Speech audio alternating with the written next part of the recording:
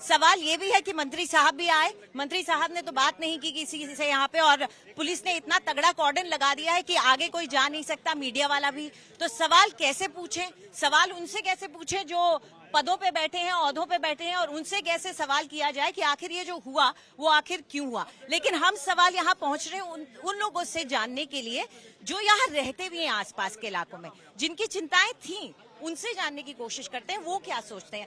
जब ये हादसा आज हुआ है, क्या आपको पहले कभी लगा कि ऐसा कुछ हो सकता है? हो सकता था। क्यों लगता था? क्योंकि यहाँ पर क्राउड ज्यादा है, भीड़ ज्यादा था, एक एक घंटे के पैसे सब चार्ज करते थे, एक एक दिन के पैसे सब चार्ज करते थे।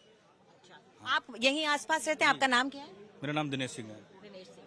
तो दिनेश सिंह, ये कितने सालों से यहाँ पे ये कारोबार चल रहा है? क्योंकि सब इस इलाके को जानते हैं। 5-6 साल से चल रहा था ये क्या लालडोरा इलाका आता है? लालडोरा आता है। यहाँ नेहा बहुत अहम हो जाता है लालडोरा का इलाका। दिल्ली के अगर आप मास्टर प्लान से वाकिफ हो तो लालडोरा के इलाके में व्यावसायिक काम और रिहाइश दोनों एक साथ होती रहती है। तो यहाँ पे ये एक अकेला तो होगा नहीं, बहुत सारे बहुत सारे हैं, बहुत बिल्डिंग है यहाँ पे।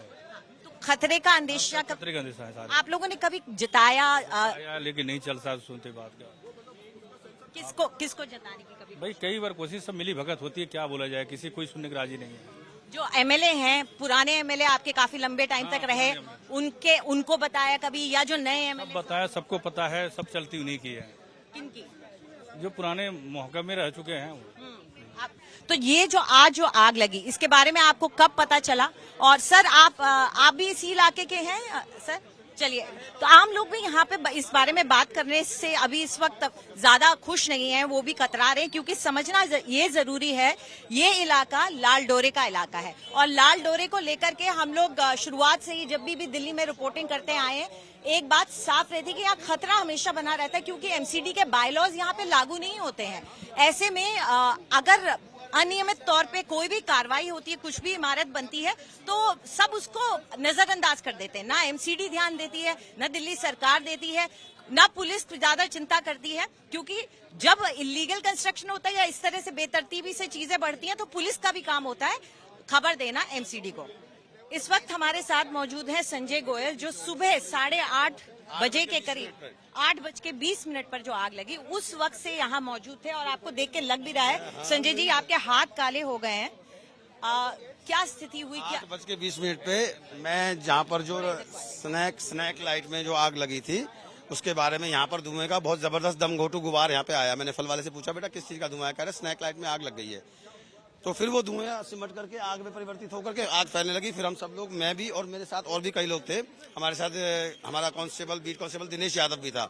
उसके हाथ में हथौड़ी थी, हथौड़ी से हमने विंडोज तोड़ी सारी, और ईंट से हमने पत्थर तोड़ के विंडोज तोड़ी। और सोमालिया के लोग थे यहाँ पर, इसमें मैक्स हॉस्पिटल में इलाज कराने के लिए लोग आए हुए थे। 50 से 60 लोग इसके अंदर रह रहे थे। 15 से 20 लोगों को हमने यहाँ से रेस्क्यू किया था, गद्दों के जरिए और सीढ़ियों के जरिए, और खुद कूदे थे, वो बच गए। माइनर इंजरी हुई उन लोगों को, वो बच गए। उसके बाद फायर आई है, एम्बुलेंसेज आई हैं, पुलिस के प्रशासन आया है, और सब लोगों ने मिलकर के फिर अंदर से लोगों को निकाला है जिनकी सांसें चल रही थी। और डॉक्टर और नर्सेज की टीम भी आई है अपनी दवाइयों के साथ, उन्होंने सीपीआर भी दिया है, ऑक्सीजन भी दी है। और जो मैंने देखा कि एक एम्बुलेंस में हम एक व्यक्ति को लेकर के एम्बुलेंस भगा रहे हैं, यानी कि वेट कर रहे हैं कि दूसरा तीसरा आएगा, फटाफट से इलाज मिले, उसको भगा रहे हैं।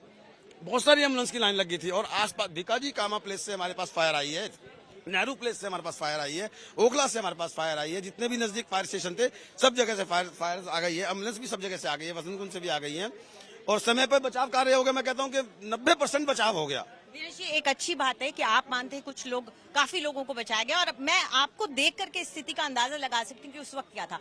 आप मुझे ये बताइए, आपने कहा स्नैक लाइट, ये कोई रेस्टोरेंट था, क्या था ये गेस्ट हाउस टाइप है। यहाँ पर जो है लोग आते हैं, स्टे करते हैं। वो अपने मैक्सिमम लोग ट्रीटमेंट के लिए आते हैं, मैक्स हॉस्पिटल में, आसपास के हॉस्पिटल में इलाज कराने के लिए। विदेशी नागरिक ज्यादा थे। अच्छा। हमारे इंडिया के लोग। आग उसके किचन में लगी? आग जो लगी है वो शॉर्ट सर्किट से लगी है। शॉर्ट सर्किट से उसकी किचन पेंट्री में पहुंची है, फर्स्ट फ्लोर पे किचन पेंट्री पे। फिर उसके बाद आग ने भयानक रूप ले लिया।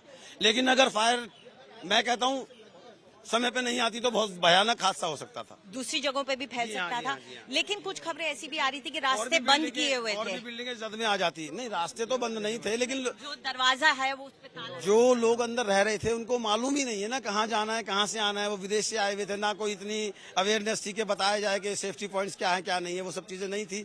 तो जैसे जो हमें उस समय मौजूदा हालात में जो हमें समझ में आया तो हमने लोगों को बचाना शुरू करा। यहाँ पे बच्चे लोग। तो दिनेश जी, आप यहाँ के संजय। माफ कीजिएगा, संजय जी, आप यहाँ के निवासी हैं? यहाँ हम 40 साल से यहाँ पे रहते हैं, हम लोकल है, यहीं पे मेरी शॉप है।